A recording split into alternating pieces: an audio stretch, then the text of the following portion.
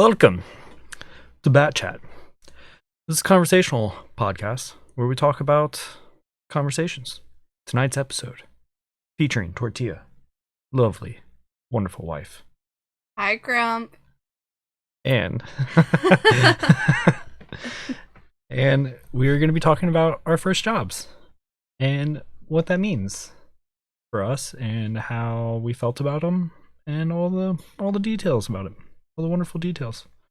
So why don't we have Tortilla start? Talk about your first job.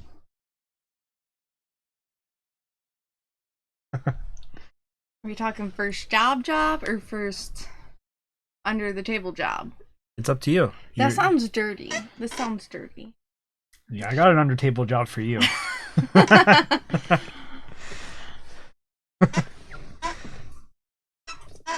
You're related to the thing from Adam's family. Hand, isn't it? Oh, Isn't no, it that's called the thing. hair? The hand is thing. The hair is cousin it. Oh, cousin it. All right. That's it. Okay. So let's start from the beginning. What's the first time that you got paid for completing a job? That wasn't babysitting, because that's like... Okay, first time I ever got paid for doing a job. Mm-hmm. My mom was having a party and her friends gave me quarters to bring them beer. All right, fair enough. I never had that luxury. When I was a kid, my dad would have beers, and they thought it was like a dog and pony show where I would do tricks. It was just your right? duty as a child. Yeah, it was just my duty as a child, so that I had to. I mean, I was probably 4 or 5 at this time, and they thought it was hilarious that I would take their empty beers and then go to the refrigerator, get the same matching one, and bring it back to that person. You were learning. That was learning how to match and color recognition. Beer to fetch.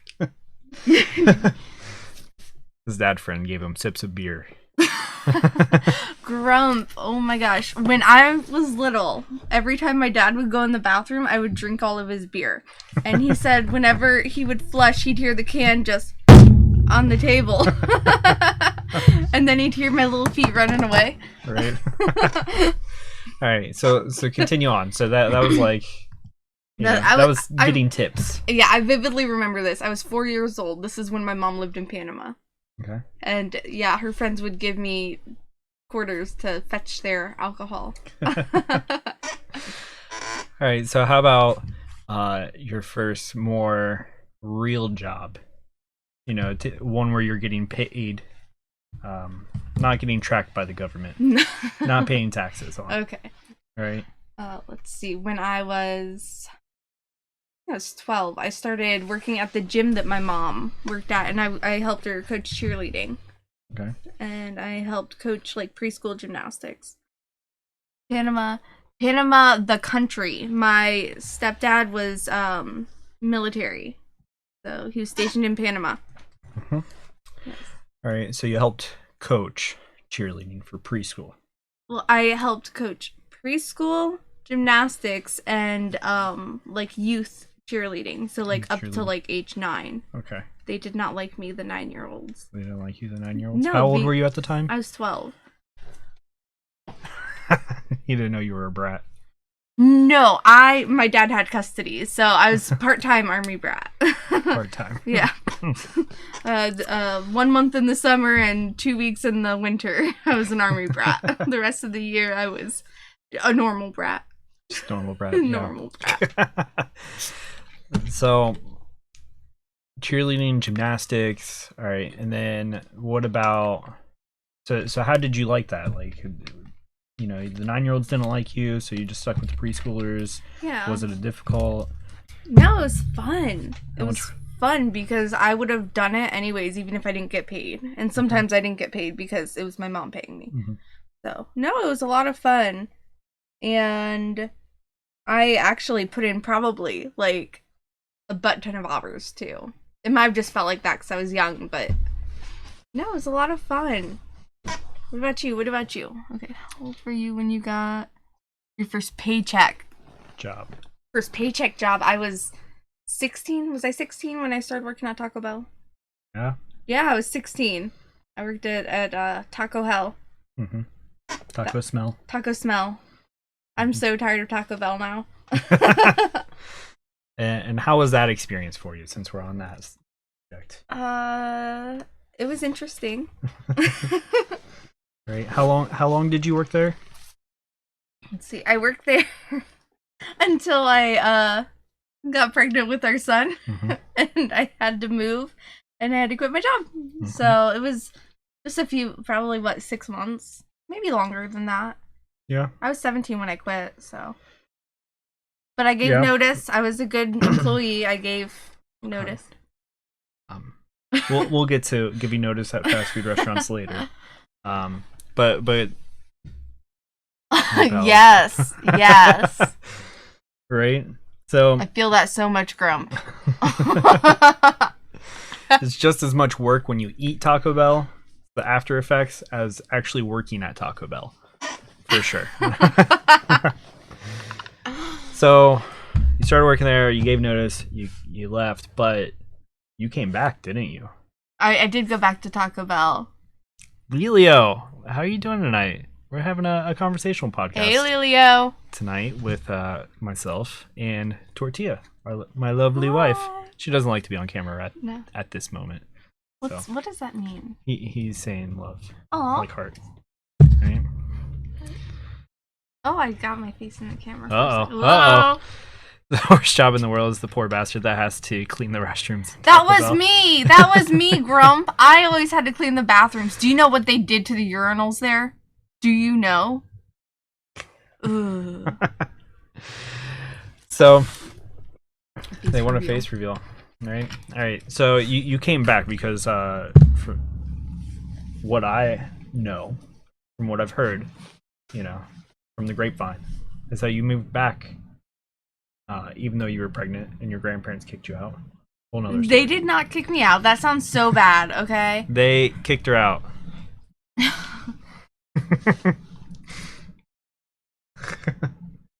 So you were able to move back in, even though you broke the one rule that they had for you. Yeah, I lived with my grandparents when I was in high school. Long story, not important.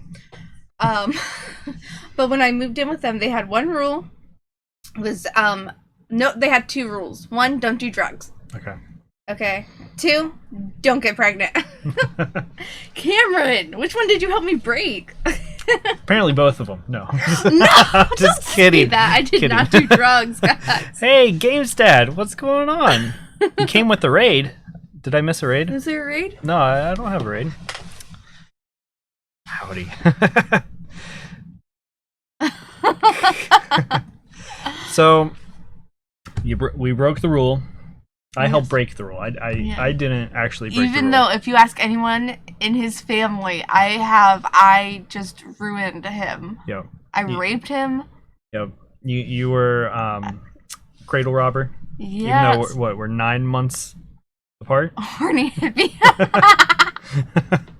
No, I'm definitely horny. She's the hippie. That's we'll get into more about her being the hippie later. Okay. Maybe in different podcasts or something. Yeah. As you guys get to know her. So Did you just tell them you're horny? Did you just confirm that? What? Confirm controversy? I don't know. Into the ladies. into the older ladies. Yeah, you're 9 months older than me. You robbed the cradle, all right? Dude. Yep. He knows how much I hate people knowing that I'm older than him, so he likes to yell it to everybody. Everyone in the world. So you were able to come back, move back in with him, and you started back at Taco Bell. I did, because I knew they would hire me back. Mm-hmm. And they gave you what, like $1 raise? Yeah, no. Or was it like I think it was like 80 cents. 80 cents? Like that's more than I ever got as a raise. Yep. See, Mrs. Grump is 9 months older too, so that's not bad. Me and Mrs. Grump share the same birthday. Did you know that? I did know that because I saw that on your birthday stream. Yeah. Isn't that crazy? Grump is 9 months older than me too. I don't think so, Games Dad. So you came back and worked at Taco Bell. Worked third shift. You worked third shift. So that was interesting, right? That was very interesting. Especially since I don't drive people. So Cronbat's mom had to come and pick me up from work. We're clones. It's like looking into your past, right, Grump? Oh gosh. Ooh, Lelio. Yep. So. I'm so proud of himself too. So you came back. Worked third shift. What was so interesting about it? Just like the types of people that you'd get there. We had this dude come in one night. Okay, he had like a dog face painted on his face, and he had like the dog tongue like hanging out of his mouth. Okay. And he was the grumpiest person I had ever seen in my life. Like, I could not believe how grumpy he was. I'm like, you have a puppy drawn on your face. Like, full face paint, not just like a little thing on the cheek. No, the full thing. And he was such a douche, guys. Like, am I allowed to say douche on here? Yeah, you can, okay. I mean... Okay. I just want to make sure. Yes. Honestly, we mostly got people who were, like, what's that?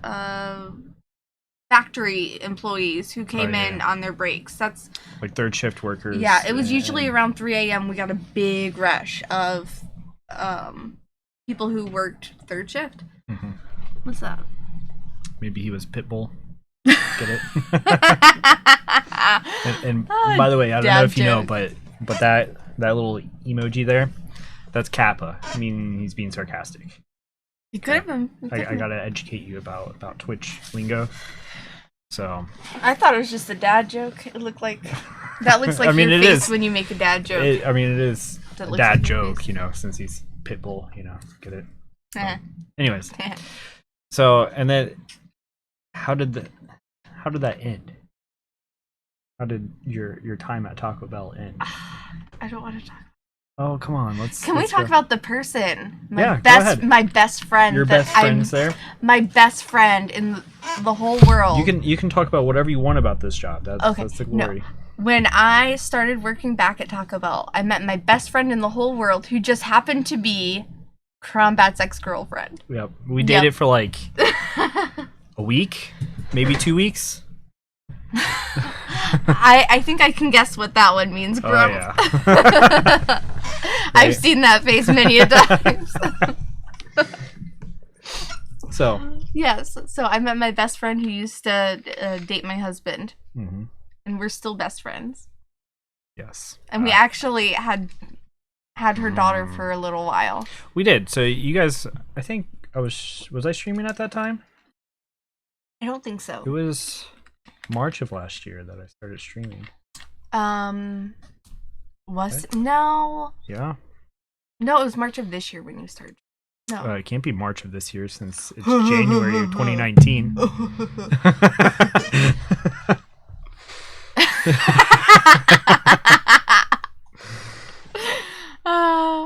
So yeah, April I think was when I started. No, she went back before school started. Okay, all right. So yeah, we helped our dear friend, her dear friend, I should say. She's nice. She tries to be. I don't like her. She may be anymore. watching this right now, Cronbat. Are you out there? She's probably not out there. I doubt it. No, probably not, but still. If not, then oh well. She probably knew already, but it's weird. It's weird it's weird that we're best friends. Yeah. It's weird to Cronbat. It's not weird to me. It's a little weird. Anyways, but I love her. So she was in a rough situation, and we helped her out the best way that we possibly could. She was getting out of an abusive relationship, so we took her daughter. We didn't take her. She let us borrow her. Yes. We had her for 5 months, and I think it turned out great. Yeah, she got in a much better place. So she first she was trying to get out of an abusive relationship, and then she also lost her job as well. This is what Grim said about. I know. She's actually very crazy for me, or too much crazy for me. I can't handle it, and she's just, I don't know how to explain it. Hillbilly-ish. Cameron. She is. Don't even. No. Or not. I shouldn't say hillbilly. I guess country. And I don't like that. You know. She's too country for you. Yes. but You're I'm not you're no, not at all. really. Because there's a point of people that are like country that they just make things work, like their lives, where they live. They don't necessarily they don't necessarily like they just make whatever they're living in work for them. Mhm. They don't want to be better. They don't want to be in a better spot. They say they want to, but Well, I don't think that's they country just at all. I think that has to do with comfort and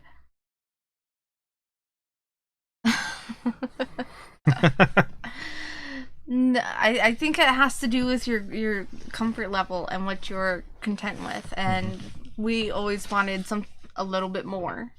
You know, I always wanted to do better than my parents, and I think we're doing pretty good. Yeah. I would. Yeah, I'd say we're doing pretty good about that. So back to topic of discussion here. So you met her Taco Bell. Yeah. Right. Any other wonderful people that you met at Taco Bell? No. No. No. Not a single soul. No. There's no one at Taco Bell. Not even the line kitchen workers. Okay, actually, you know what?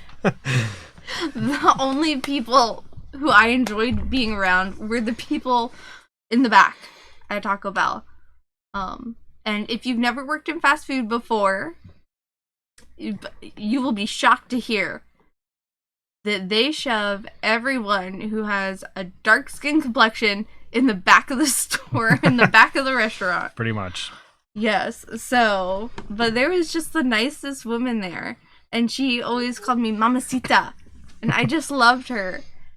And I cannot for the life of me remember her name. What are you looking at? I got some questions up as well. Oh. For us to be in between. Yeah. Is that okay? Yeah. Right. Okay. No. Sure. All Okay. right. So, he said all. Country is just comfy, down to earth lifestyle. I grew up in a very country, even though I started in a big city. I'm in there now. So we're from this area. We refer to kind of this group or of people that they live in a city, and it's just a not very good city anymore. It's kind of run down, and there needs to be a lot more help for that. And they're trying to spice things up. You sound like they're putting in some like strip clubs. Yeah. They're trying to improve the area, but it's Right. just not working. But the area, they refer to that because it's in Ohio, and they then talk about how Kentucky is very country folk, and there's like this huge people like kind of make fun at each other and say that, oh, you need to have a passport to get from Kentucky into Ohio and stuff like that. But they say that they're Hamiltuckians, right? Because even though this city is an hour and a half north of Kentucky, they think that they're Hamiltuckians, and it's just they don't necessarily want to get out of that city. They like to stay there, and they just like to make things work for them, and that's great, you know. We lived in Hamilton for a while. We did, but I hated every minute of it. I didn't hate it as much as he did. You know, I couldn't wait to get out of there. And we will talk more about our time that we lived in Hamilton, in that city. Yes. In future podcasts, probably. If you walk to school because you're in the same grade, you might be from Kentucky. So, line kitchen workers, most of them are always sweet. The kitchen workers. We did have one guy came in with alcohol, and he put it inside of his Taco Bell cup. And then he put the lid and the straw in there, and he got so wasted. I went home early that night because I had to be home for some reason.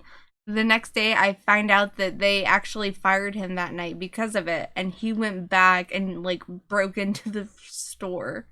Gosh. It was insane. That's how I used to cook. All right. So what are these other not so wonderful people that you?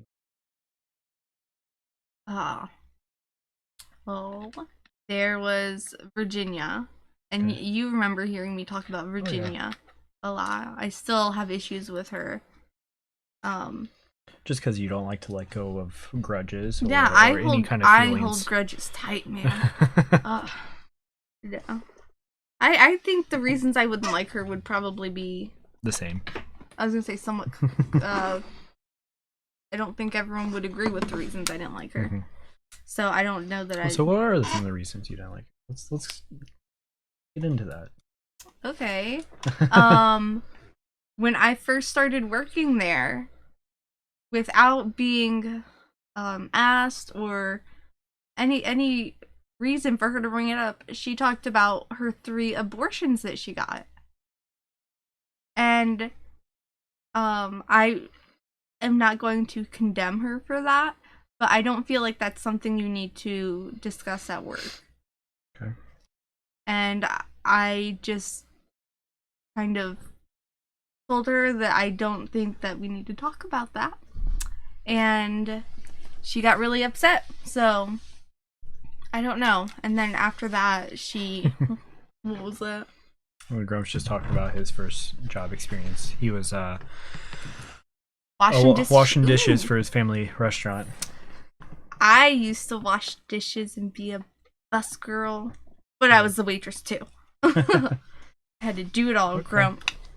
But your stance on that, and we're not going to go into a deep discussion of whether what You're is gonna stir the right pot or anything here. like that. No, it's fine. You can be political or talk about politics without being nasty to each other or without starting fights.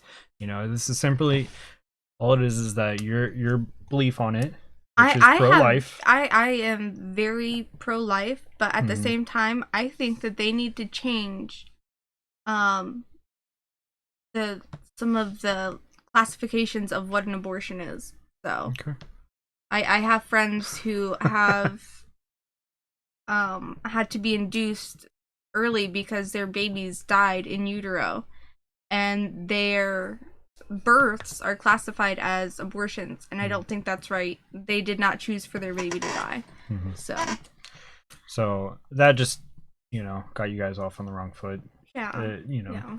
Which is understandable because you have some very strong Yeah, feelings yeah. about And like I said, I would babies. never, tell someone they're a horrible person for their choices, but I don't feel like that's something that needs to be openly discussed. I feel like that's very private. Okay. Yeah. So continue on. What was there any other reasons why you just not liked her? She was just a shitty person. Did she punch you in the face? No. Did she have shit all over her? Like why was she a shitty person? Yeah.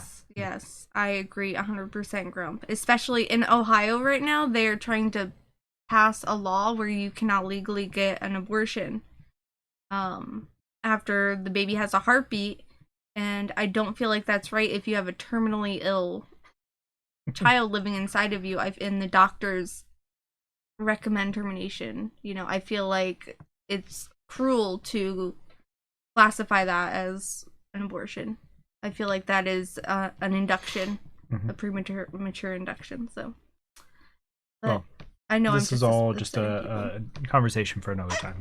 Well, you're the one who wanted me to talk about it. You knew I why I didn't. did not I like her. said we weren't going to get into the differences and what is right or wrong. I just said we were going to say your stance on it and why that disrupted you. And why she is a turd face.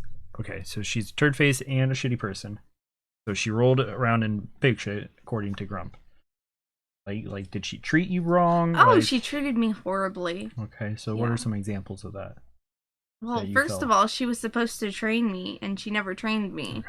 And anytime I asked her for help on anything, she just would get so angry. Mm-hmm. And it's so hard being brand new at your first job and having the person who's supposed to be helping you figure it out treating you like poop. Mm-hmm. And then you get embarrassed, I should know this. And it's, it's really hard for you. It's really hard to especially, it's your first time. You're like, am I that dumb? I can't figure out how to work a cash register. I seriously thought I was an idiot. And then, it's, you get embarrassed. And, I get super uncomfortable in those situations. So I was afraid to ask for help. Any situation. Any situation. That's why I'm at the corner over here, guys. Right. Uncomfortable situations. She's even uncomfortable with this right now. Yes. So she's trying to make herself more comfortable by putting her legs on top of me and get this out of here.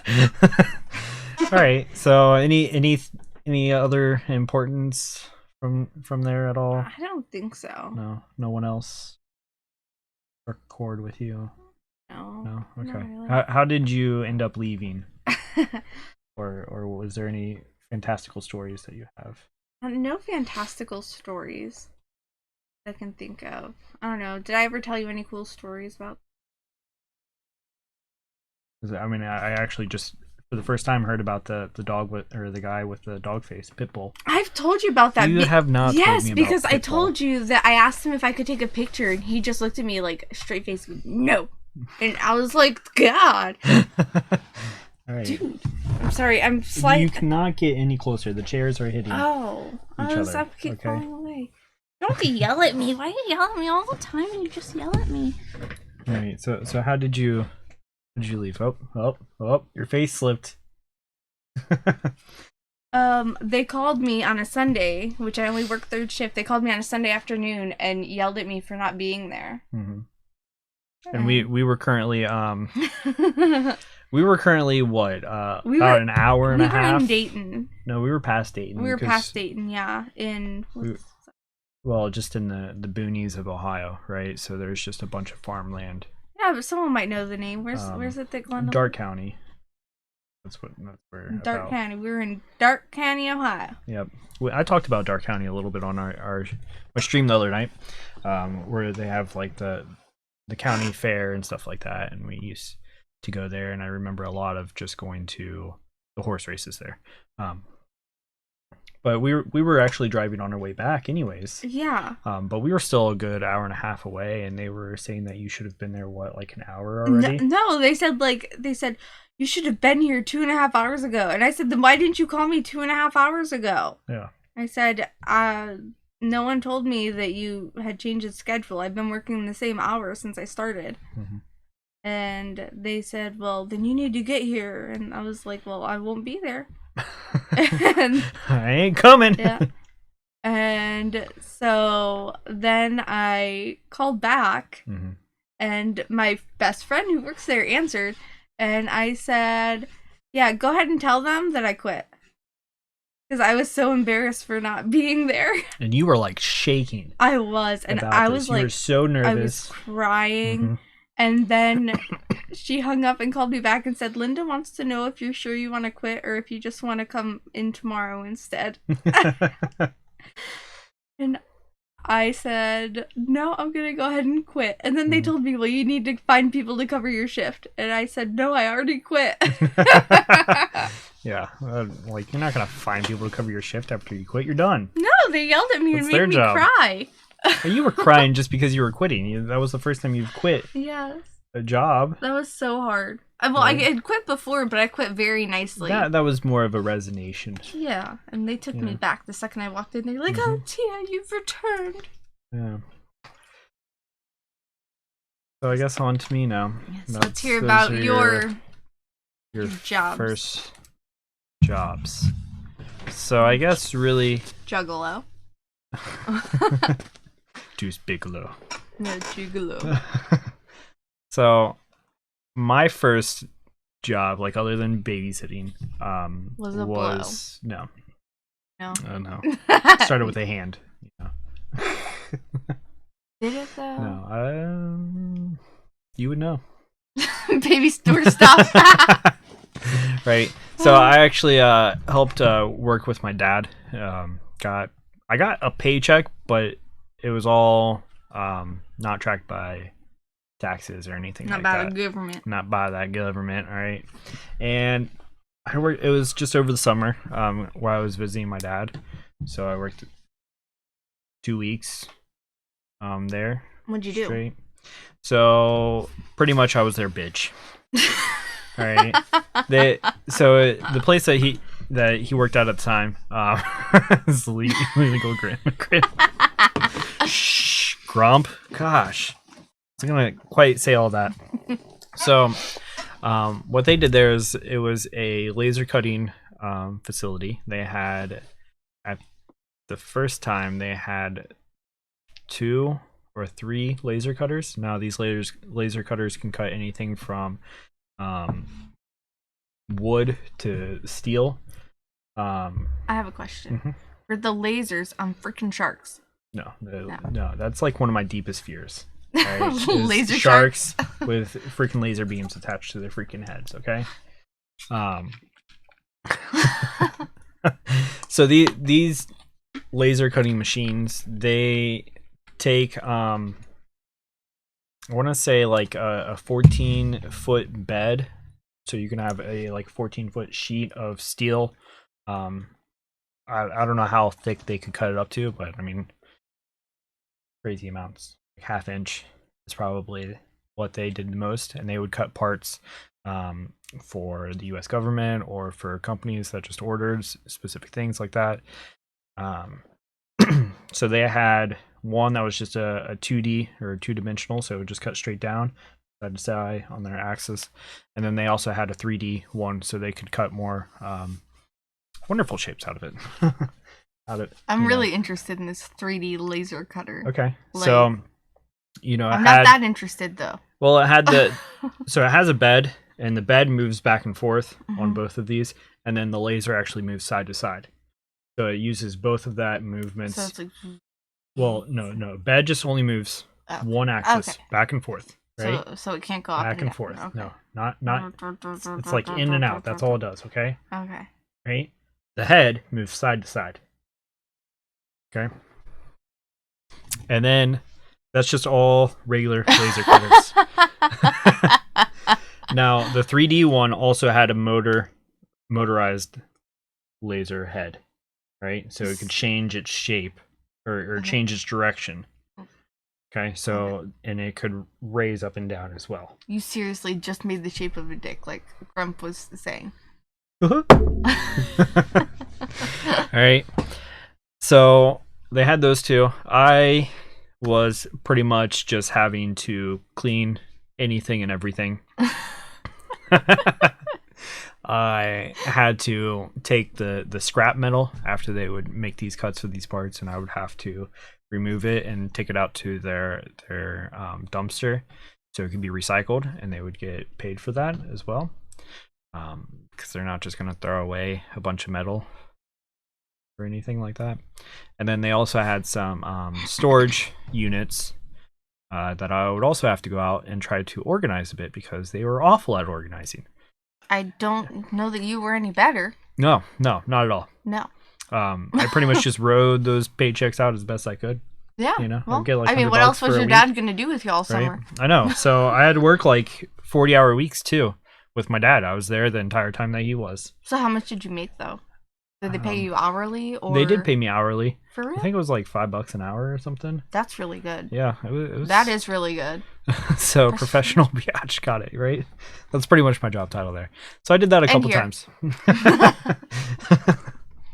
So I did that a couple summers. But my first real job, right? First, I'm gonna say that I was trying to find a job because you were pregnant, and I was like, hey, I might need to make some money. For this, right? Of course, keep in mind that his family was very doubtful that this was his child to begin with. Right. So, so I went out to start looking for a job. I applied a couple places. McDonald's. One being McDonald's. And I remember you were so mad you didn't get that job. I applied to a McDonald's that was close to like where I live, close to where I went to school. Like I could walk from my school to the McDonald's, right? And I got an interview, right? I got a questionnaire, which I think they just gave everyone an interview and everyone a questionnaire. And they didn't want me. They said nope, and just never called me back. So then I remember you were so upset after that. I mean, it was frustrating. I mean, who gets rejected from McDonald's? I got rejected. Well, I didn't get an interview. I didn't even get an interview at McDonald's. So how bad must I look on paper where McDonald's wouldn't even interview me? I feel like this is different because I applied to 3 McDonald's and none of them called me, Cameron. Maybe they just weren't hiring. You know, this time they were actually hiring. This lady was like, "We're hiring. You know, come. We need people, right?" And you know they only hire bad employees, though. Yeah, I guess, you know. You were way too motivated to work for McDonald's. Yeah, I guess I was too motivated or something. So anyone out there working McDonald's? Anyone? So I went. Then they were building a new Chick-fil-A around over by where my mom worked at the time, and so I decided that I would go apply there to the brand new one. Mm-hmm. And after 2 rounds of interviews, I got accepted. And I think what really stood me out. I got cold hands, Grump. I got cold hands. And what of my second interview, right? I guess what stood me out was because we started talking about cars. It was me, the owner, and the general manager, and the owner and the general manager both like cars, so we were able to talk about that, and they like to have like conversations as interviews to get to know someone. So I remember after the conversation, because at the time I had a 1983 El Camino was my car, and that's what sparked the El Camino. That's what sparked. That's where the magic happened. Yep.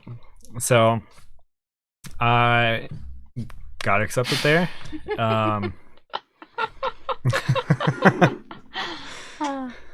And when I first started there, it was good. You loved it there. It was working there as a team member, as a regular person. Awesome. Yeah. Right. I think that's why everyone, when you go to a Chick-fil-A, they have very great customer service, because they all just drink the lemonade there too much. And as a team member, it is really nice to work there. Yeah, when you are part-time, it is fantastic. I mean, they treat you so good. They treated him so good when he started there. And even a little bit as a team leader, I was treated pretty well. Yeah. It was still got more stressful at that point, because you're dealing with your own shifts. I always had to deal with the closing shift. That went until we would close at 10 o'clock, and we'd be there until 11 o'clock, sometimes a little bit later, depending on how fast we cleaned or how busy we were. Ugh. But it was it was good for the first while. I worked there for a total of 6 years, though. Isn't that ridiculous? It's just so crazy to think that you worked there for 6 years.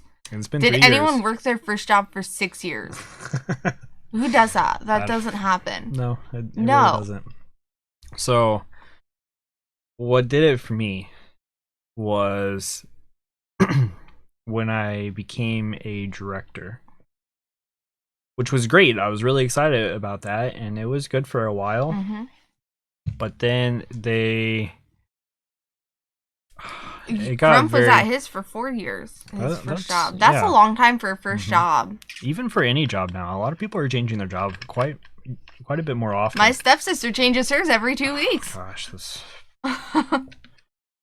So it started to get more stressful, and they started to try to combine more of our store with our sister store that our owner also owned, and tried to make things better, I guess. But really, it just got worse. The other store was awful. Upper management. The other store was a mess, and your store was really put together. We kept it really clean, and we were, ranked in our region. We were like the busiest and most profitable. So, it was. What did it for me was because I was also going to college at the time to study for business management, and if someone didn't show up, I was expected to either come in or to stay, and that ended up me working a 16-hour shift a couple times. It made it really sucky because I didn't know what time I was going in, didn't know what time I was getting off. Most of the time, I would go in before you guys woke up in the morning and come home after the kids were in bed. After everyone was in bed, and I was just exhausted from it. Yeah. You were so grumpy all the time. Yeah, all the time. So part of those changes, I had to take over the kitchen because we didn't have like any senior leadership in the kitchen at all. And there was a large language barrier and culture barrier in the kitchen. Most of them were Hispanic, and I loved all the workers in there. Really, I mean, they worked really hard, and you always had said praise about them. They were the hardest working people I've ever met. Really, some of them would leave Chick-fil-A and go work at Wendy's or McDonald's, and then actually, most of them would work 2 jobs, and they would work, open at Chick-fil-A or closing at Chick-fil-A, and then they would work a job at a different place where they're working open or close. So really, hardest working people that I've ever met there, really, and they had a great sense of community. Oh, you got your bat mug, Elio? That's awesome. I'm so glad that you and Grump both got it. I hope you got your stickers as well. Stickers. You go with stickers. I still haven't gotten my sticker. Oh, you want your sticker? I want my sticker. I have some stickers here. Okay. No. Which one do you want? That one. Do you want this one as well? No. Okay. All right. Go ahead. Take your sticker. I got my sticker. Haven't gotten the stickers. Oh, I'm sorry about that. No sticker. I hope you get it. If you don't get it, we'll just send out some more for you, Lelio. Just not this one. This one's mine. So they had a great sense of community there, and stickers and glue. I want that one. This is my sticker. But part of it was at first I wanted to get promoted because we combined the 2 stores, and some people have left, and they said that I was up for the promotion, but ultimately didn't want to give that to me because they didn't think that I had enough team building experience, even though I worked closing shift and built a great team out of the high school students that worked there. It's because they didn't see it because they all worked day shift and you worked night shift. Yep. So one thing that really sticks out is that, like I said, I was in college at the time, and I had to miss several of my classes because people didn't show up for their shift at night. Well, there was one specific class you had to miss where you had to drop the class completely because someone else was having a Bible study group at their house that night. And I think that is what really set you over, because you had to pay for that class that you had to drop. It was about $1,000. Yeah. I'm still paying for it though. We'll be paying for it for the rest of his life. So yeah, it was, somebody didn't show up, so I ended up staying and trying to help as best I can, saying that I had to go. Well, this person that stayed to help out a little bit but had the Bible study was our general manager, or general director, I guess you could say. Yeah. So my boss, who should have been the one to stay, not you. Yeah. And she was just like, well, I got a Bible study, I gotta go. And I was like, but I have a class, and if I don't take this class, I only have 5 of these classes because it was an accelerated course, or 5 classes before we moved on to the next class, I guess, if that makes any sense. I was like, I'm gonna have to drop it. I'm gonna have to pay for that. And she pretty just much didn't care. Tough shit. She didn't really say anything. She just kept saying that she had to go, and right after kind of dinner rush came through, she left and left me to having to help close because the kitchen was short a person. So I ended up having to do that, and that sucked. And then later I talked to kind of her boss, which also was just all of her the general boss. Manager. Well, he was like the director over both stores, so it gets a little confusing there. Chick-fil-A's terms for it's the general manager. Well, for any other regional manager, I guess you could say, because he was over a couple stores. It was just 2 stores. Um, Yeah, right. seriously. And so then I was telling him about it. Um, and he did my original interview and stuff. Like I've worked with him for 5, Mm-hmm. 5 years at that time, and she's only been there for less than a year. Mm-hmm. He told me that I made the right choice by staying. By And missing your class. I couldn't believe that his daughter at the time was also like I think high school going into college, Mm-hmm. and he was just talking about how it's very important to make sure that you do, and education is an extremely important thing. But I made the right choice by staying At and work staying instead at of, work instead of going to my class, yeah. and that really irked me. And then another time is they were talking about how they needed help for like a new position, and I offered that I wanted to try out a new position there, more as an administrative um, role, Mm-hmm. and I said that I would want to do it because they need help with like the paperworks and And that's what you billing and like. paychecks and stuff like That that. boring stuff. And I said I would like to try to get that experience, Mm-hmm. and they told me no, that's you don't want to do that. Um, and they and I said, well, I'm trying to get more experience or different experience. So I at the time I was wanting to own my own Chick-fil-A, but I've That's what you recently went to changed. school for Well, business originally. management, But that was to your get. plan in Mhm. the beginning when you started going to school, was Yeah. to own your own Chick-fil-A. Um, and they said that to get more experience that I should read books, and I said, that's great and all, and that is great experience. However, I can't put I read these books on my resume to help get a job. Mm-hmm. And at that point is when You were done. I think I was done, and I started looking for another job. So I eventually went in and told them Oh, that hold I. on. Mhm. When I was done with you working at Chick-fil-A, when I was pregnant with Miriam, Mhm. Oh and yeah, yeah. Hmm. and I went into labor the night before my due date, and you were there all day, open to close, probably. I think like 11 to close, but yeah, something like that. Yeah, and I was in labor, and it was known that I was in labor. It wasn't a secret. Like, I Mhm. had told you, you had mentioned to a couple people, and he couldn't go home.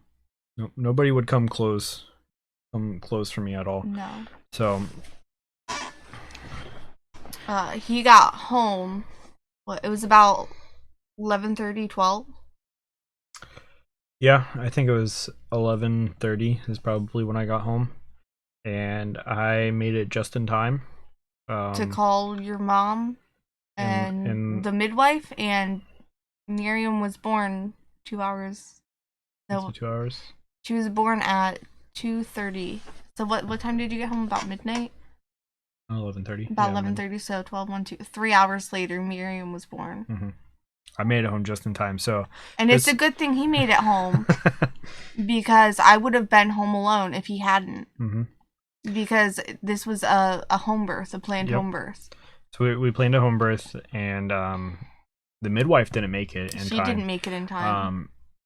I had to blow up the pool still, Mm-hmm. Filled it and up. fill it and tried to fill it with water. Mm-hmm. And I think it made it up probably 12 inches or so, Yeah. just enough for you to sit in. Mm-hmm. And I And mean, your mom made it, my mom made it because she lived much closer. which is a good thing that she made it.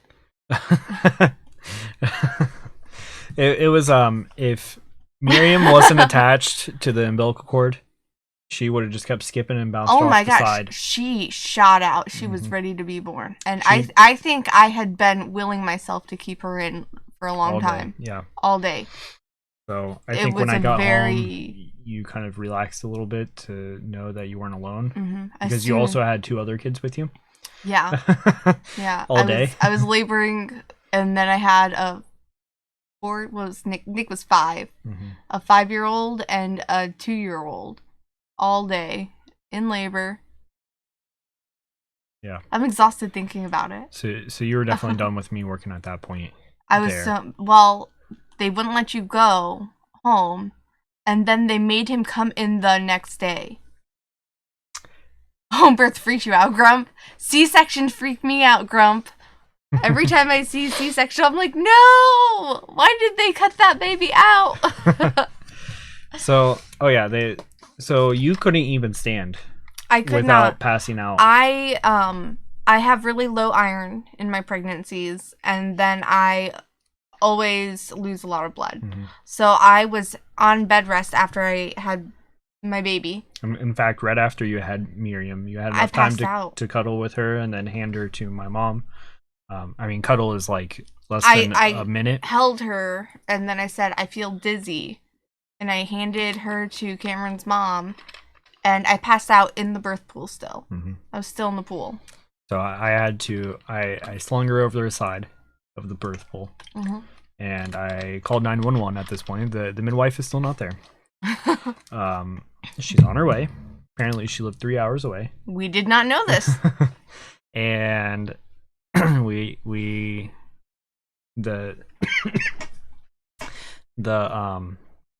fire department, or and the EMTs, the EMTs and the fire squad came to our house. Yes. So we had 6 large guys, all over 6 foot probably, and all over 200 pounds.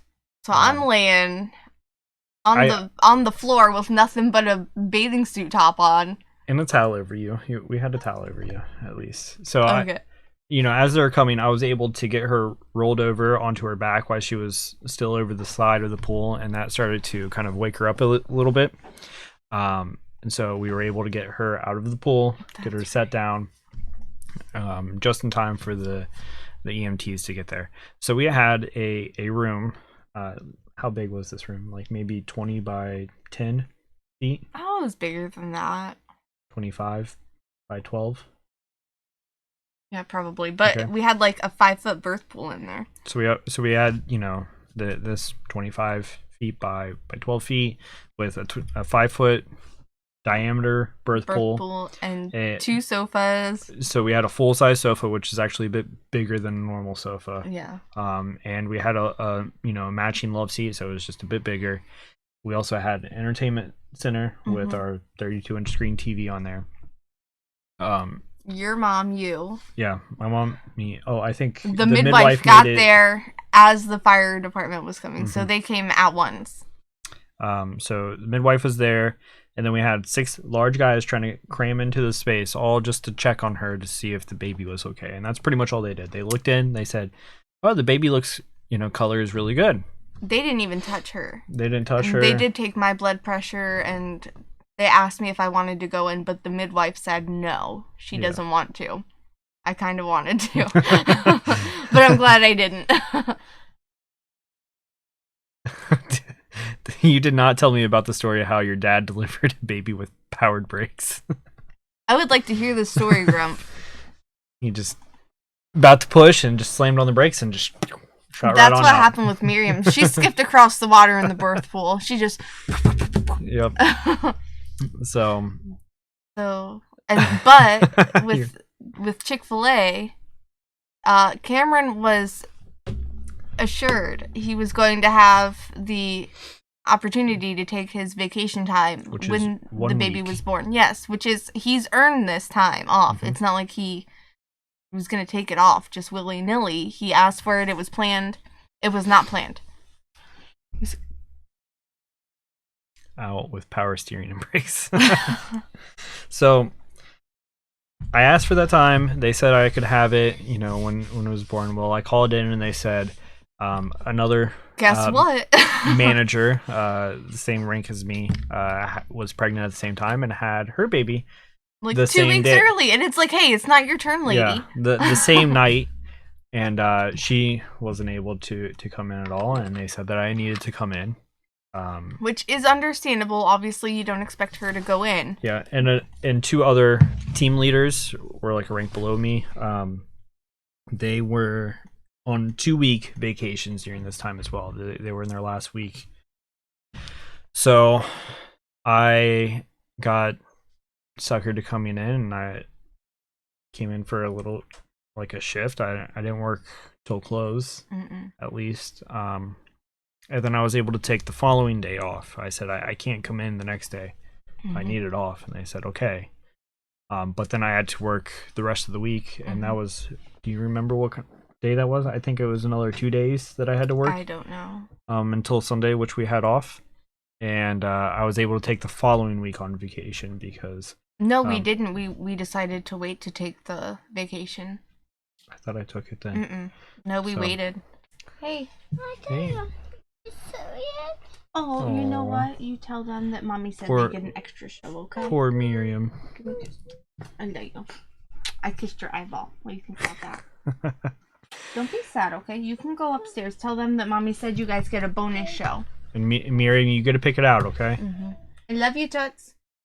So it was fashionable back then to have a cop deliver your kid. My dad and his partner get a call, and sure enough, it's a baby call. Woman and her mother get back in their car while the partner clears the road with the cop car, and they all dash off to the hospital. So I don't remember exactly. No, I remember we ended up waiting for you to take time off work because you took it after. I think like we took it to go visit my mom or for her when she came to visit or something. Okay. So that was when you were done with me working there, and I was so fed up. So then I went off. You know, later on, I went off and started finding other jobs to where I currently work. Tell them about that one job where you just like walked around. Oh God, that was so awful. So I got an interview for this job, and what they did is they walked around or drove around different areas to businesses, and it was the companies that try to get you to sign up for.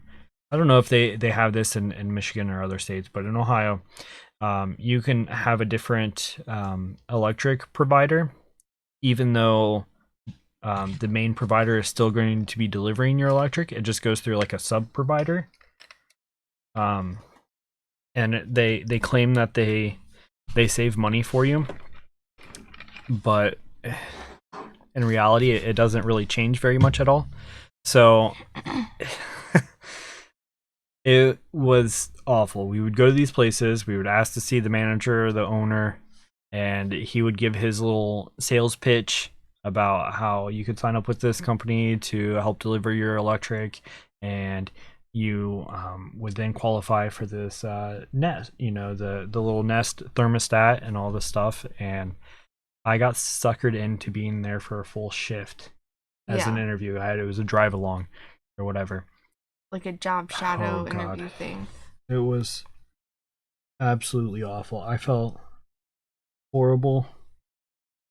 Like one of those awful salesmen that just don't ever leave you alone. Doesn't know when to leave, doesn't know when to give up. I hated that. He didn't work the job, he just interviewed. But yeah, that was that was just the interview, and he's like, no, I'm done. Yeah, and I went back and they asked for me to like fill out a survey or like a questionnaire as well.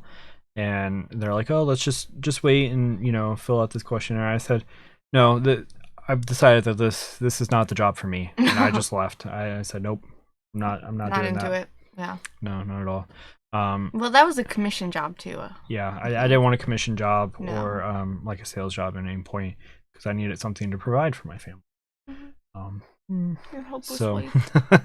So I then got my job, and I went in and I gave 3-week notice to Chick-fil-A to tell them that actually we'll back up just a minute. During my interview, I requested time off, and I said that I wouldn't be coming in until this time. Well, apparently no one decided to change the schedule at all or understand that, and they thought I was still coming in. So wait, I'm confused. What interview? Like this was my second round interview at your current my current job. Okay. Right? And I got called right afterwards saying that I needed to come in. Or I was getting called during it, but I had my phone on silent. And they finally I called him back at 11 o'clock when I was supposed or after I was supposed to be there. Mm-hmm. And they're like, you need to come in, you were supposed to come in, this person already had the day off. And I was like, well, I said that I was already having the day off, this part of the time of that day off. I was going in later. They're like, well, we're going in lunch, we need you. So I had to drive an hour north to get my work clothes and then drive 30 minutes to work. And I got there like right after noon or whatever and helped them out. And I was so glad that I got that job. So the day that I found out that I got the job, before I got demoted at work and got a pay cut, because I told him earlier that I was looking for another job, and that was my mistake. I shouldn't do that. Yeah, well, because I was trying to be yeah, nice to well, them. they said that you got demoted because you were like negative or something. Yeah. But I think they were butthurt that you were looking for another job after being there for 6 years. Yeah, I told him that because I was trying to go for like the promotion, and I told him that I didn't want the promotion anymore, and that I was looking for another job. That I would still, work as much as I could, or work as hard as I have been, and they got butthurt over that and decided to demote me. But that same day that I found out that I got the position at the financial company that I work for now, and it also incurred what was it a $10 raise, $12 raise that I got. Going to the new job. So I got my start date for that and all of that, and so then I went in and I gave them a 3-week notice that I was leaving, and a week after they fired me. So you went in. Oh yeah. Didn't they have you work your shift, and then at the end of your shift they fired you or something? Yeah. They fired me at the end of my shift.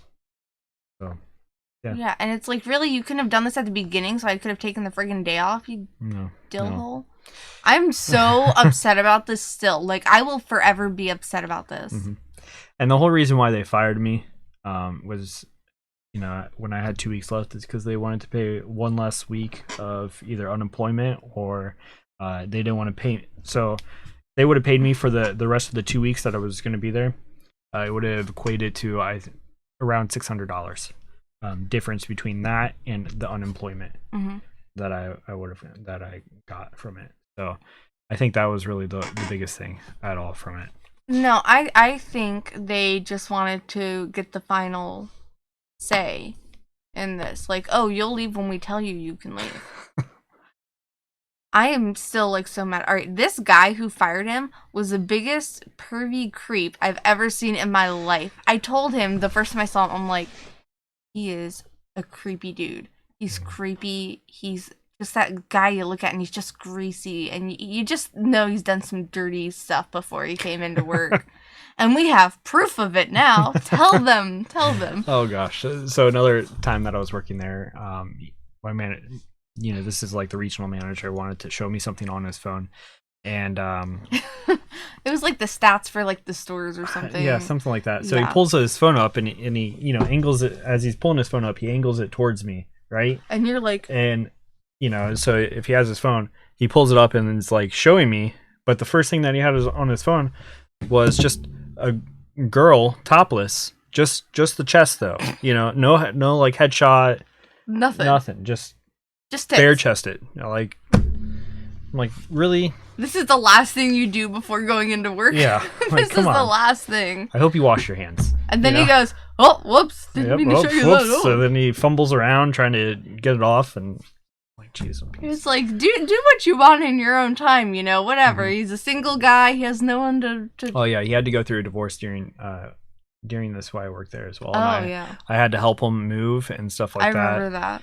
And yeah, and then he fires you just boobs. Yeah, pretty much. That's all. Yeah, you know what? That's kind of what Paul looked like. Is that little? What's that called? What's that little picture? It's Craigasm. No, what's the picture thing though? What do you call it? The emoji. Is that emoji? Or emote? Emote. Yeah, they call it emote on Twitch, but it's an emoji. Okay. They like to shorten things. Emote. Yeah. That's Craig, by the way. That's an emoticon. Yeah. Emoticon. No, that's Paul. That's Paul. All right. His name is Paul Brown, people. Oh, yeah, like they're going to be able to find Paul Brown. I know they're not going to be able to. That's why I feel confident saying his name. Paul Brown is a pervy bloke. All right. So, yes. Yeah. I don't like Paul. I will never like Paul. I will always be mad at Paul. Always be mad at Paul. Always be mad at Paul. Never forgive him. I forgave the owner because he wasn't as involved in he wasn't, but decisions at the store. He should have taken ownership. Yeah, it's his freaking store. He should have stepped in and been like, "Really? Are you sure about this?" And they talked to me like before because I mentioned that I was very upset with working there. They didn't care. And it's because I didn't get like any. He's in Cincinnati, Grump. Cincinnati area. So we didn't get any benefits or any kind of like recognition or like really anything to feel valued there at Chick-fil-A. We got 1 week paid vacation as a director working full time. Mm-hmm. As a team leader, you got 3 days of paid vacation, even though you worked full time. Mm-hmm. As a team member, you got nothing as vacation time. Yeah, but you had more flexibility to take time off if you chose to. Yeah, but if you were... Well, yeah, as a team member, though, you're not generally providing for a family where it would be nice to have that Some time. people were there. You were, but, I mean, most people... Not just me, like other people that worked there as well. Yeah. They were providing for a family. And weasels. Yes and no. Crump, I also didn't get paid very well for the job that I was doing. No, he didn't get paid a diddly squat. He gets paid so much more now, and he doesn't do anything, guys. Anything. So here's the other thing. I was getting paid $1 less than the general manager over my store. But we were getting paid, I want to say, like $8 less than the regional manager. And... He doesn't, Grump. He does. Like, I come down here and he is working, but he's also watching YouTube and watching Twitch. I swear. Yep. So our regional manager was probably making $80,000 a year. Mm-hmm. Me and my general manager were making like $30,000, 35,000 maybe. The owner over our 2 stores was making just $500,000. Yeah. So just the amount of difference between the pay was just ridiculous. Yeah. And that really kind of upset you because we could calculate this stuff out because we could see the sales and we knew how much Chick-fil-A would take out. A freestanding unit normally makes about $250,000 a year from it. So well, he had a 3rd location. That was just a satellite, they would say, because it was only open during summer times. Okay. So that was a bit different. It just helped pull in some other money from the other he store, did get quite a bit extra from. He could. He still has that, doesn't he? Yeah, he still has those. From what I know, I don't follow up. I don't keep track of it anymore. I don't really care. I do. So I know Paul ate at B-Dubs last night. Okay. I don't know that. I just made that up. I'm not that creepy, guys. No. So it was just the amount of difference, because you're going from like one position over to the next, and there's a $50,000 difference. Like that doesn't make sense at all. So yeah, we got a paycheck, but it wasn't very much, and insurance benefits were a joke. Insurance was ridiculous. So at first, that's how I got Cameron. That's how I got cronbat, guys. I stalked him hardcore. I did. At first, I was obsessed with him. Yeah. Sorry. So at first, it was our health insurance benefit was half was paid for. Whether that was a family, whether that was single coverage, whatever coverage, they paid half. And then they decided that, oh wait, it was only supposed to be half of the single coverage that we paid for. So even though I had a family coverage, which was like 3 times more expensive than the single coverage, they cut that and said, no, we're only going to pay half of your single coverage. And they didn't do it when we had the opportunity to get out of having insurance. This was in the middle of the, I don't know what they call open enrollment. It wasn't during open enrollment. It was not during open enrollment. It was just during the middle of the year. was the first graduate of Crump's hostage basement management training. Crump has a hostage basement, by the way. I finally graduated something. Yep. High five. Yeah, and that was all of my benefit. Well, I could eat there for free. That was, I guess you could claim that as a benefit. If he worked on Saturday, y'all, since Chick-fil-A's not open on Sunday, they had to throw out all their salads and wraps. Guess who got them? This girl. Sometimes I would also have to work on Sundays too, even though we were closed. I had to go in and clean and power wash the concrete and the tile. I was a temporary Chick-fil-A employee. Yes, you were. I would go help power wash. That was our date night, guys. We'd go power wash together. Yeah. Pretty much. Yeah. That was fun. And then I'd squeeze your butt all the time. You'd be like, "Stop! I'm trying to work." So, yeah, that was the first jobs. Really, first job. That was my first job, and that was your first job. Heard such wonderful things. How about a couple questions? Okay. Yeah. Do you consider yourself an introvert or an extrovert? Why do you think so? Oh, I don't know. Like, I think I'm an anxiety-ridden extrovert. Like, I would like to be an extrovert and, like, socialize and stuff, but I'm terrified too. I sure know how to treat the ladies' power washing date. Hey, I got paid to be there with him, so really, we both won. And we got free food. Yeah. Free lunch. I had to make it, but yeah. Yeah. We got free food. So I didn't have to make it, and I didn't have to do any dishes. It was great, guys. So how about you? You're an anxiety-ridden extrovert. You want to be an extrovert. Yeah. But you think that you're more introverted because of your anxiety? Absolutely. Mm-hmm. Yeah. Because, I always, like, get excited about social events, and then, like, the day before, I get, like, what am I going to wear? What if so-and-so's going to be there? And I just get, like, so What if there's going to be a bomb there? Let's talk about your true fears. Okay. We know that you have the anxiety isn't just about what you're going to wear or who's going to be there. Those are like the small fears, but the overpowering ones, yeah. Guys, I'm terrified to go to the movie theater. Mm-hmm. It's bad. Because of that one guy that went in and shot it up. Yeah. A couple years ago, which is awful, and I pay respects to everyone suffered from that. Okay, when you go out, does the event suck the energy out of you? Or does it amp you up to you? It depends. It really depends. So we went out, last weekend actually, to what is that place? The main event. Yeah, played some games. We played games, and where'd we go? We went to B-Dubs after. Yeah, we went to B-Dubs afterwards. So it was. How did you feel after that? It's different because the kids weren't with us. Right. So how did you feel after that? I felt so much better after because I got. Were you just like, you were excited, weren't you? I got a 3-hour break from the kids.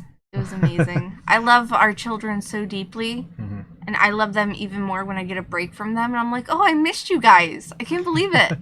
I wanted to come back to you. When you go out to socialize with other people. So I don't really go socialize with other people. Yeah, like, I keep her locked in the house pretty well. Yeah. But when we went to whose birthday party at Sam and Taylor's, how'd you feel about after that? That was really hard for me. That was the girl's birthday party. That was really hard because I only knew a couple people there. Yeah, right? like 2 people there. And that's really tough for me. How'd you feel about like when we had everyone over for Thanksgiving? I was a lot less nervous than I thought I was going to be. And I think it's because it was all our family.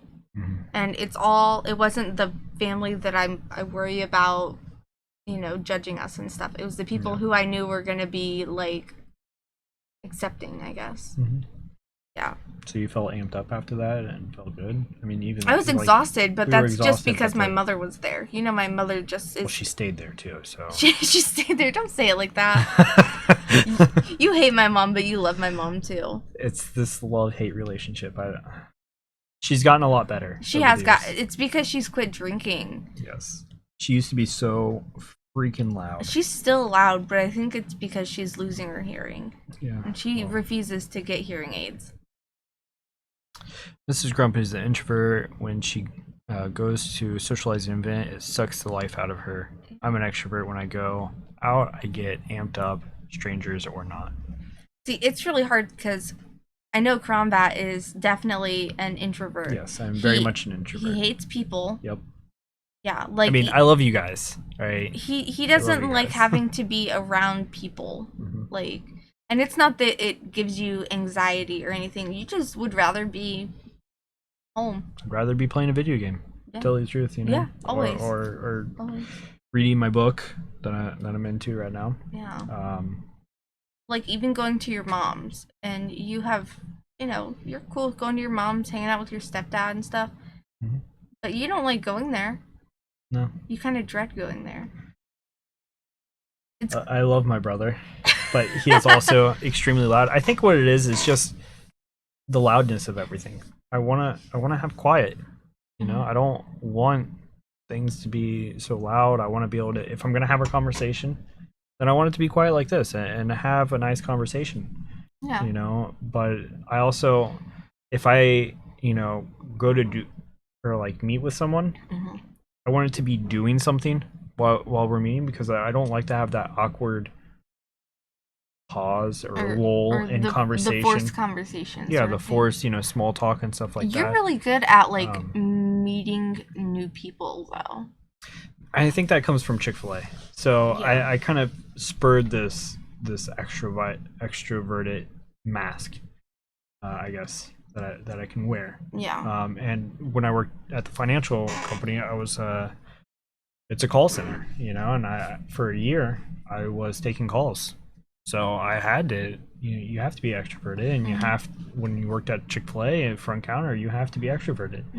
Going out, I would also have to give like backstage tours there, and I would have to go up to random people and just say, "Hey, you want a tour of our kitchen?" You know. So I think that's I would hate doing that. how I got that, but in my heart, I'm an introvert. You've always been an introvert. I remember when we started dating, like, he used to go to bed at 8 o'clock at night, guys. And I was like, no, he doesn't. He stays up and talks to girls all night. And then we lived together. And I'm like, holy crap, he goes to bed at 8 o'clock at night. Yep. I would still go to bed at 8 o'clock at night if I could. I know you would. It only if I had enough time to do everything else that I wanted during the day. Yeah. Because I work, I still want to have my video game time. Yeah. You know, or like my downtime. Or your sexy time. That was like a Yoda. So that's what I would. Yeah, I would still go to bed early. I like to have my beauty rest. Is really what it comes down to. Grump, we don't have any friends. We don't. You're my friend. Yeah, we are each other's friends. We were set up by our teacher. Sexy time. Grump, you're not allowed to watch.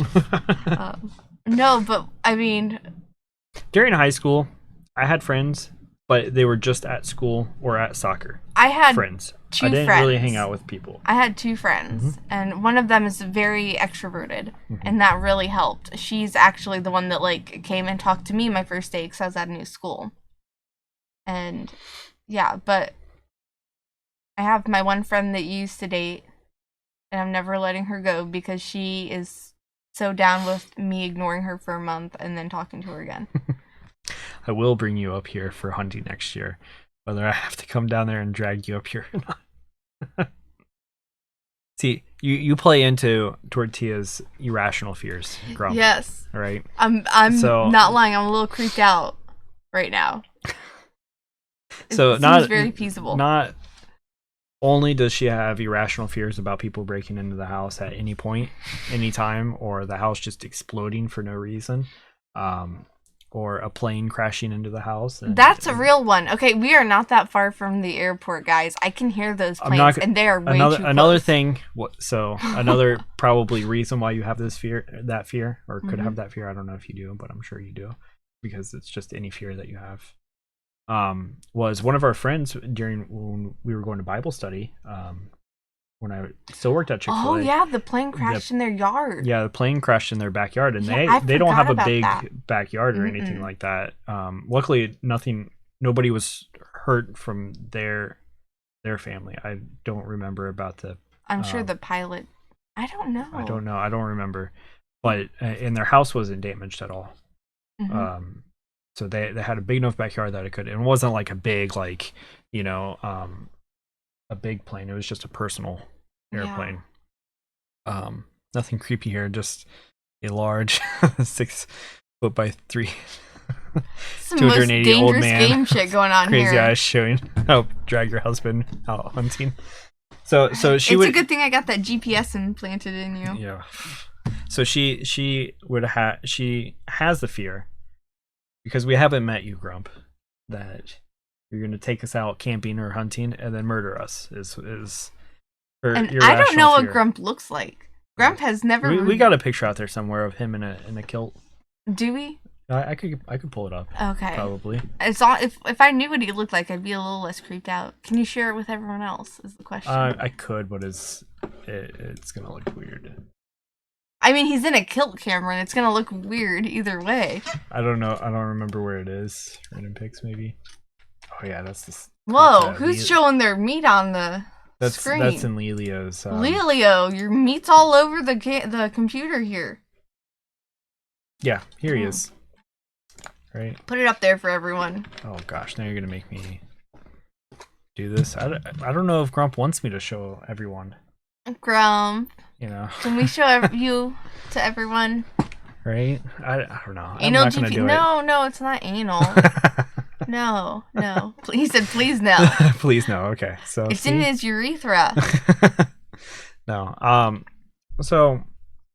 All right. That's really rational. Grump, you look way less creepy than Paul. 100%. There, he's shaven. All right. You know. So now I know what you look like when you've shaved and when you haven't.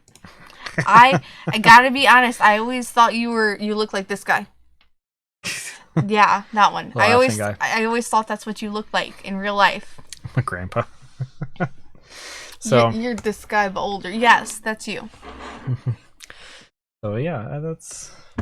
Yeah. I'm an introvert. You're an extrovert. And a nutcase. Yeah, nutcase. Mm-hmm. What would you say the best phase of your life is?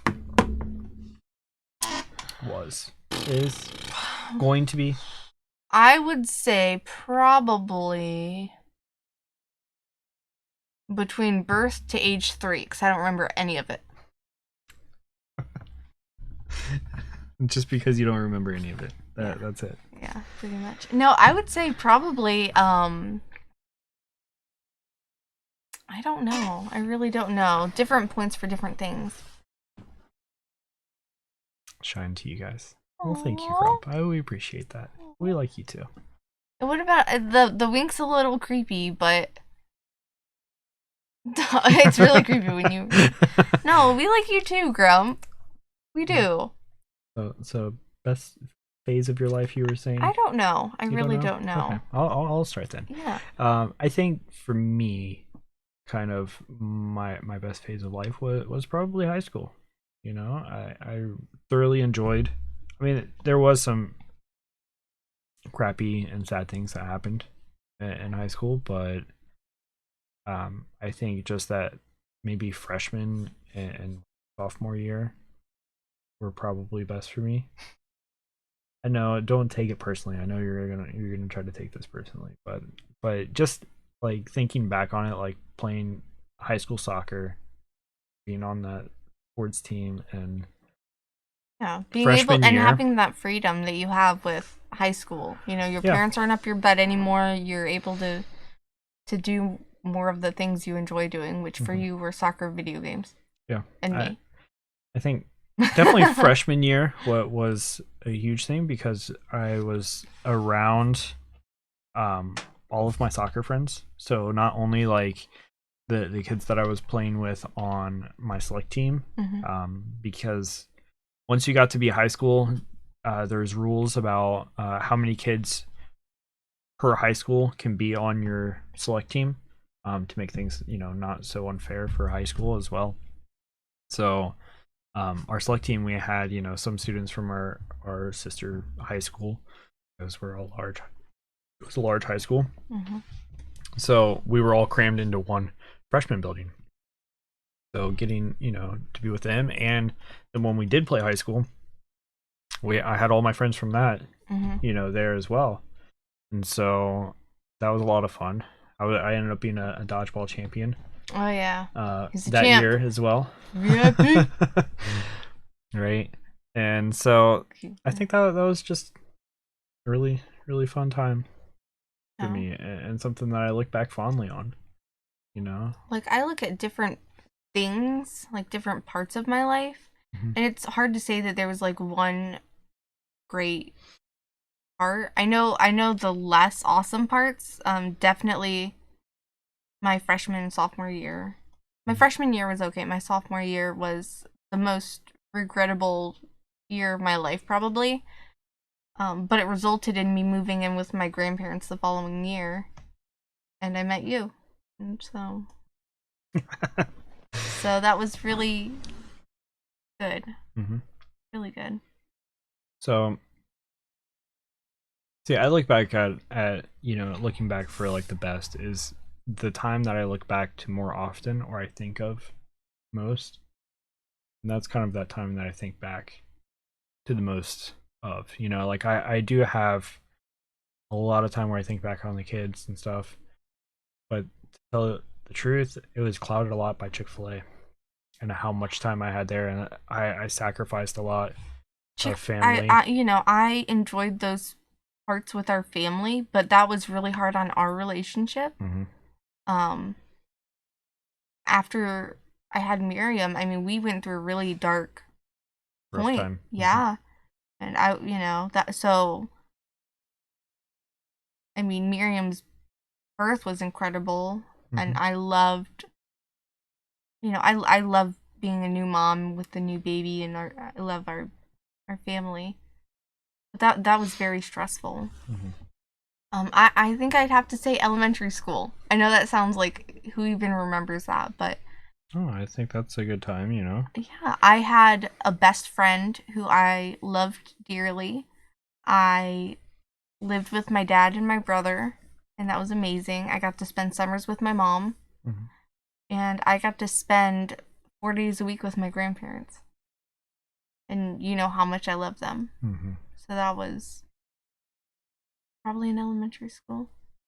I do talk about elementary school a lot. You do. You really do. Which is really weird because everyone talks about high school, but no, I talk about like my friends that I had in elementary school. That's because that was the last time I had really good friends, was in elementary school. Guys, help, I'm so lonely. He won't let me leave the house. I let you out sometimes. Like today. Yeah, to go to Home Depot and but under Dick's. Supervision. Yeah. Right. That's you're going to Dick's later. Oh gosh. No. The good thing about memories is that you tend to filter out the bad things over time. I fondly remember the Navy, even though some of the worst times of my life were during that that time. Grump, I feel like I focus way more on the negative than the positive. I remember like crappy stuff so much better than I remember the good stuff. And there is a reason behind that, is because it's a stronger emotion. Yeah. For that time of the negative effects. Definitely you can focus more easily on that. And that's what a lot of people focus on. But it's, and I think your anxiety plays a part of that as well. Oh, absolutely. So it makes it hard for you to look at, the brighter side of things. I remember so little about Carlisle's infancy. And because he wasn't an infant for very long. But he was the easiest baby I had. And I think that's what it was, is that he did not stress me out when he was a baby. I don't remember hardly any of him being a baby. So Carlisle started crawling at 7. Well, he rolled over the first day he rolled over the day that he was born. He started sitting up when he was 3 months old. He was crawling at 4 months. The first time he crawled was to crawl over to get his brother's grilled cheese sandwich. So my 4-month-old crawled over to his brother's plate and grabbed a grilled cheese sandwich off of it. Yeah, I remember that. And then he started walking at 7 months. So, no, he was not an infant for very long. No, he was climbing baby gates at 10 months. 9 months. 9 months. 9 friggin' months. And oh my, so then we also had like built-in shelves around our fireplace at that house at the time. And he would climb into the shelves. They were built-ins on either side of the fireplace. And they would go all the way to the ceiling, you know? And he would climb halfway up, so he was like 4 feet off the ground. And he would just crawl into the shelf and just sit there and like hunched over a little bit, you know, and just I would go to get, because the laundry room was on the same floor, so I'd go get the laundry. I'd come back and I could not find, he was sitting on the shelves. Our little 9-month-old was on the shelves, and I'm like, what are you doing? He's always been a daredevil, always wanting to jump off things, and he's a wrestler now, Grump. Yeah, I know you've seen his videos. Thanks for watching. He is a beast. He's going to regionals next weekend. He's going to regionals. We're really hoping he qualifies for state. I mean, whatever he does there, it's going to be a larger tournament than he's used to wrestling. Yeah. His last tournament was really hard, but he went up a weight class, I think. Well, his weight class expanded. Yeah. So normally, most of these tournaments that he was going to were bigger, so they could hone in on the weight class to keep it to 8-man brackets. So, you know, if you wrestle 3 times, you're at the championship if you win. Yeah. You know, you win 3 times and you're the champ. So he went from being like 40 to 42 to being 40 to 45. And he's only 41 pounds. And he's 41 pounds, so he's at the bottom of that weight class. So it was tough for him. And Carlisle's thing, Grump, was jumping off of the stairs. And still does it. At the house that we lived at before, when he first started all this, it was only a tri-level. So it only went up to what, like 6 or 7 steps. So that wasn't bad. When we moved into this house, this is a full 2-story. A full 2-story. I was terrified. I thought he was gonna kill himself. He only jumps off the 5th or 6th step still. But he jumps over a baby gate during the process too. Yeah, that's pretty much it. It's just football catching them as they jump off the counters, crib, dresser, anything that he can possibly climb on. Got a lot of grit. Love watching those. Determination, yeah. He is a tough cookie. During one of his matches, he hurt his leg. Yeah. And that was the one that he lost. I don't know if you saw that one from his last. It was up there. But he lost that one, but he hurt his leg during it, and he kept wrestling, and then later he ended up getting his knee wrapped and stuff. So, yeah, he's a fighter, really. Yes. Down to it. So, let's have one last question. Oh, maybe a little bit easier on the brain for you. Oh God! What's it's a 2-part, okay? Check it out again, Grump. What is your favorite book or book series? Oh, and you're gonna embarrass me. What is your favorite movie or movie series? Would you like me to go first? No, go ahead. You have the floor. I have my favorite book series. Everyone's gonna laugh. Is Twilight. I've read it at least like 10 times. I love the Twilight. And why does it speak to you so muchly? So muchly? She likes glittering vampires. I knew it. I love glitter, and the idea of never being able to get hurt is like super awesome. But they can get hurt. I mean, they can die. They can get their head ripped off. They can, but it's like a big. You like how much he knows about this, don't you? But it's very challenging to die if you're a vampire, and I just like the idea of not having to have that like worry all the time. Am I going to die? What's gonna happen? But I don't know. I started reading them right after Nick was born. I started reading them, and I think it kind of. I'm a teenage girl, confirmed. Oh gosh, now I'm the pervert. No, but I don't know. But I really love those books. And I don't know. I don't know that there's another reason. It's very lighthearted, the books, and they're very easy to read, and I've read them so many times I can kind of just like lazy read through it, and I know. I think I'll say why I think you like it, because you've told me so much about it. Is I think you like the love story, like triangle, but I think you like how awkward she is, and I think that's how you kind of see yourself in her as being very awkward, and you kind of like that how she can still find love from being awkward, because you consider yourself a very awkward person. Yeah. Even though I insist that you're not at all. Well, you're very awkward, even though you but insist I own it, that you and were not. I don't give a shit about being awkward at all. You know. Yes. People that are gonna like me for being awkward are gonna like me for being awkward. I like those that don't, we're just gonna go off. I like that the book has like the love romance story, but it's not like a sexual story, if that makes any sense. I don't like. Yeah, I'm a nerd. He is a nerd. He was playing Yu-Gi-Oh with the boys this morning. Yep. I came down. Probably doesn't even know what that is. I came downstairs and they're playing Yu-Gi-Oh, and I'm like, oh my gosh, my husband is such a nerd. Like, I did not know that he was this big of a goober when I married him. Like, my next step is want to learn how to play Magic, which is like the original card game. Like Yu-Gi-Oh is based off Magic, and like every card game is based off it. If that makes you happy, honey, I support support you. It's ready to give me a wedgie. Someone needs to, Grump. And then my favorite book or my favorite movie, Harry Potter, 100%. And series. Do you have a specific movie out of there? You know which one it is. You like to watch the most? The Goblet of Fire. Okay. It's always been my favorite. It's because it has the glittery vampire in it. Obviously. No, you know what? I really like stuff you in a locker too. Hey, lockers are pretty cozy, comfy. Yeah. Right? Yeah. I get to skip out on classes. Yeah.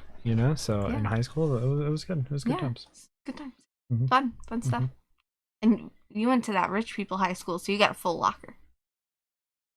No, not a rich people high school. We got half lockers. You're so full of it. That was too a rich people high school. There was just a lot of rich people that went there. Yeah.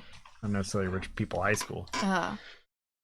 Anyway, so yeah, Harry Potter, 100% love it. And the only reason that's probably not my favorite book is because I haven't read it yet. I haven't read all of them yet. But I got this series for Christmas from cronbat. He got me the whole series. I'm so excited. You were the guy protecting the nerds in the high school. The nerds need a little bit of protecting, but now, I guess, now it's becoming cool to be a nerd. So to an extent, not quite to your level, but yes. Well, I hit it more in high school.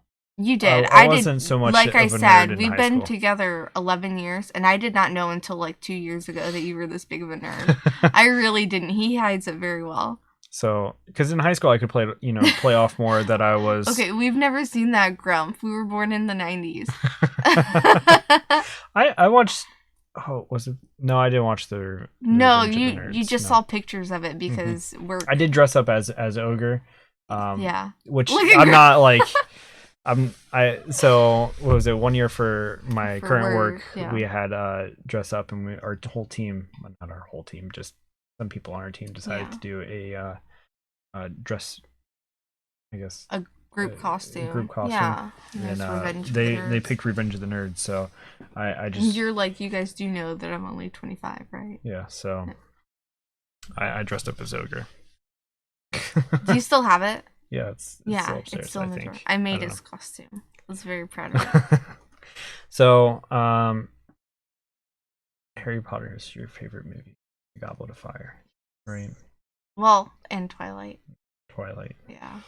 I take turns binging them. Like, especially when I'm sick. The last time we had the stomach bug, I watched Twilight.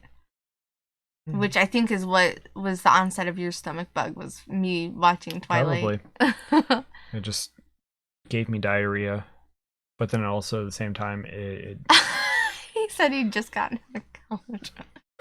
That movie came out. Oh, Grum. Oh gosh. So my favorite book series is Eragon. Or the Eragon books is what most people refer to them as. It's called the Inheritance Cycle. And the reason why it speaks to me so much It's because you're a is giant nerd. why I like it so much is, yeah, because it's like a great fantasy book that it has all of like kind of the cliches in it. Hmm. And a lot of people think that it is a big cliche, and they don't necessarily like it because it's very Tolkien-esque.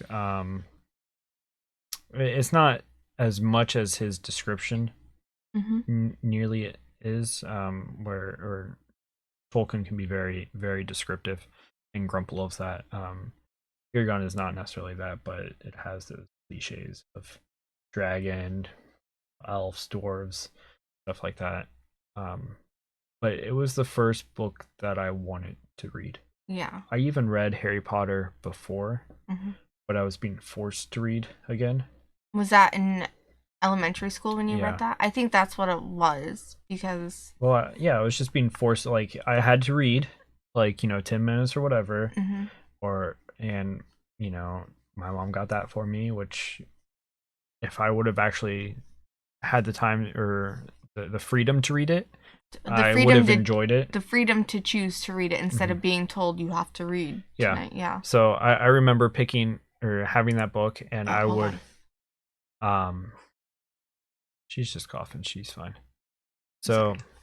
Baby was coughing. I want to make sure she wasn't waking I up. remember timing how long it would take me to read a page. I remember you telling me So about then I this. would just say, "Oh yeah, I read this many pages tonight." Because I would have to tell my mom. So then I wouldn't read it at all. I would just sit there and twiddle my thumbs, pretty much. Yeah, he'd just Yeah. sit there instead of reading. So he'd go in the bedroom to do this, and he'd just act like he was reading. He didn't have a TV or anything. So new club, welcome. It's good to see you, new club.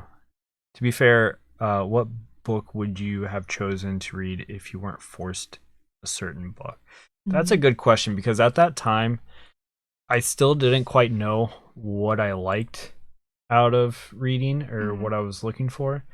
So Eragon is the one that I found as what I wanted to read. So it's a fantasy That was in book. high school, though, wasn't it? When you found that No, I don't know. middle I, school. I was maybe middle school.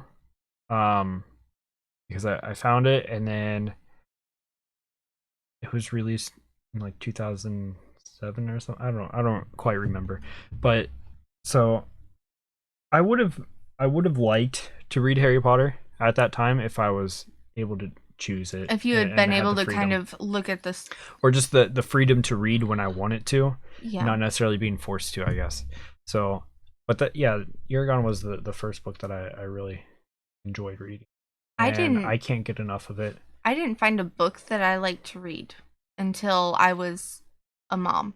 Mhm. Like I hated reading all throughout elementary, middle, high school. I hated it like with a passion. I never liked reading. Unlike Grump read Like he The Lord of the probably Rings at 6. what? Yeah. Dude, So I had no choice but to read as a kid. sitting around it so much, I have no choice to read as a kid. Grump read from stone tablets. New club knows what's going on. Oh gosh. So he was actually there when Tolkien was writing it, and Grump helped edit it with him as he was 6. Oh, You okay. know, Okay, that makes sense. he would read the little scrappings from the stone Yeah. tablets. That makes sense. So, and then picking my favorite movie is so difficult for me, really. I give Tolkien. Let me think of the movies that you watch a lot. You watch a lot of Star Wars. I do. A I lot. do enjoy Star Wars. And Lord of the Rings, you watch a lot. I have, yeah. And Harry Potter. Mm-hmm. Harry Potter seems to be like the one you watch. No, well, I think that's just because I enjoy it too, so we watch it together. I mean, out of the Harry Potter's ones, I have one favorite, and it doesn't necessarily go along with the books or coincide, but it's the Half-Blood Prince. I really enjoy that one, and I think that there's just some a little bit of comedy, even though that it's a very dark story. That's the one with the pinches? Yeah. Now, when I helped Moses with the tablet writing, Swords of Truth series from Terry Goodkind was a pretty dang good one. One of my favorite series of all time. So that's awesome. I'm gonna have to look into that. Yeah. I'm gonna put that on my list. So it's such a hard, because there's so many different types of movies out there, or so many genres, and like I do enjoy Star Wars, and if I look back on the most time that I've spent watching a movie or movie series, it would probably be Star Wars, because sometimes um during the summer when I was a little bit younger, I would go up to my dad's, and he didn't have a babysitter for me because I was the only kid, and so I would go to work with him, and I would have to bring some VHSs with me to watch while I was there. So I watched my stepmom's Star Wars movies over and over and over again. She is also obsessed with Star Wars. Yeah. So it's but like then there's oh shoot, what is that, the one with the magicians that I like? The Prestige. Yes, I love the Prestige. I love the twist at the end of that. You know, as soon as that happens and it's the end, I wanna read it. I wanna watch it again. Yeah. You know, and so it makes it very difficult for me, even to put like tops in there, because I like different movies for different things. But I think with books, Eragon's always gonna have that special place in my heart. Yeah. Because I like it. Really, that first one that and I it's like. That series where when you hear there's going to be a new one, you get excited. You're like, oh my gosh. And like when you found out about this series that just came out, you started talking about it. When you found out about the previous book in the series, he started a countdown, and it was the same month as our wedding that it came out. And he was more excited about the series than he was about our wedding, or about the book than our wedding.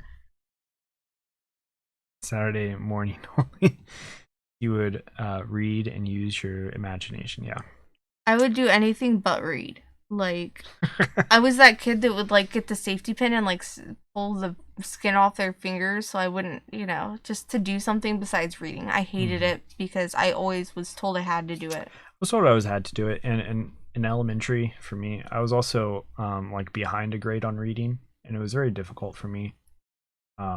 I was a slow reader. So yeah. So I was embarrassed about how poorly I did with it, so I just didn't want to. Yeah, I didn't want to, because I knew that I was bad at it, and I talked myself down about it. So I used to be pretty good as a kid. Kick the can. Stick ball and buck were pretty big too. I've heard about buck, but I'm not. Like, I've seen it on, like, those old the old cartoons. The before our parents' time cartoons. Yeah, I think that's what that's all about. Sigh. Sigh. Well, rump. I think we are actually going to have to end it here, folks. This was a great first podcast that we've started.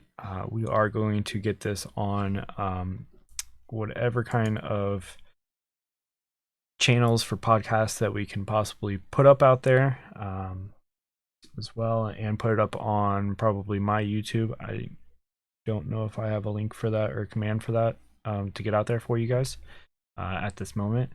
So I look forward to that. If you guys want to re-listen to it, fine. If not, whatever, But this is what concludes Bat Chat with Cronbat and lovely wife Tortilla.